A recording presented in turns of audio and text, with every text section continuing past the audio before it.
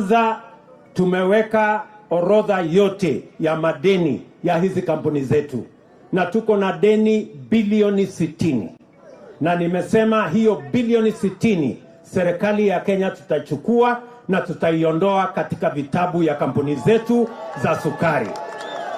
Nyinyi mnanielewa? Madeni yote tutaweka kando. Tutaenda kupambana na sisi kama serikali vile tutangangana na hizo madeni.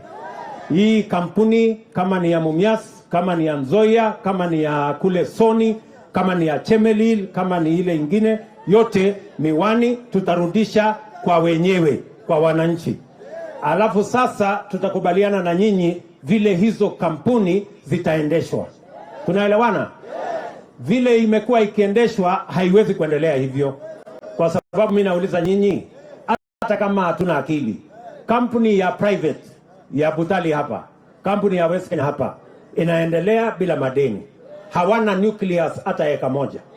Kampuni ya Mumias ambayo iko na nucleus eka 15,000. Kampuni ya Nzoia iko na nucleus eka 10,000. Haina pesa, inaendeshwa kwa madeni. Kwani ni ujinga kiasi gani hiyo? Kampuni yenye haina nucleus hata eka moja inafanya profit. Kampuni yenye iko na 10,000, 15,000 acres ya nucleus land ati tunaambiwa ati iko na madeni. Sio ni ukumbavu? Sasa hiyo ukumbavu tutaondoa. Ndio hiyo kampuni tengeneze pesa, watu wa kulima waweke pesa mfukoni, na pia tuwe na profit ambayo itatusaidia kufanya basari, kujenga mabarabara ya watu wa hapa Kakamega na kule Bungoma. Tunaelewana jameni?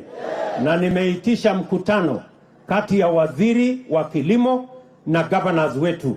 Nimeitisha mkutano mwingine kati ya waziri wa kilimo na wabunge wetu. Ndio tukubaliane vile hizi kampuni tutaziendesha kwa njia ambayo italeta manufaa kwa wakulima na vile vile ilete manufaa kwa kilimo ya sukari katika Kenya. Tumekubaliana jameni? Tumekubaliana? Tumesikia kutoka kwangu? Hakuna kampuni ya umma inauzwa. Waulile. Tumekubaliana?